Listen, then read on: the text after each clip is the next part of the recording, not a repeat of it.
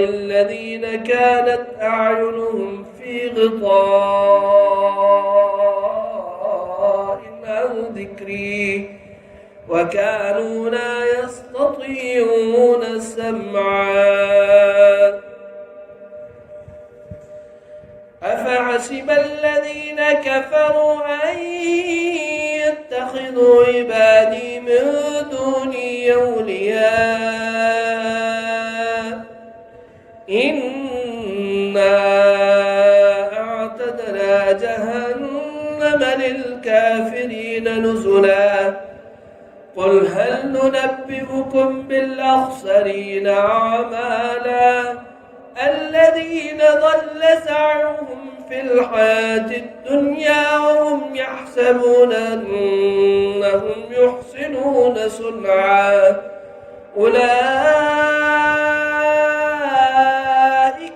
الذين كفروا بآيات ربهم ولقائه فحبطت أعمالهم فلا نقيم لهم يوم القيامة وزنا ذلك جزاؤهم جهنم بما كفروا واتخذوا آياتي ورسلي هزوا إن الذين آمنوا وعملوا الصالحات كانت لهم جنات الفردوس نزلا خالدين فيها لا يبغون عنها حولا قل لو كان البحر مدادا لكلمات ربي لنفد البحر قبل أن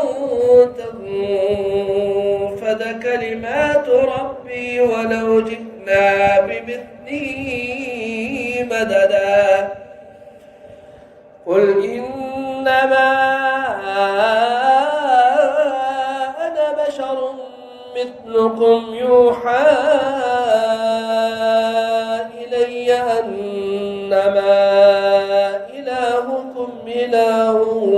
واحد فمن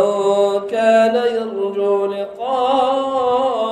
ربه فليعمل عملا صالحا ولا يشرك بعبادة ربه أحدا.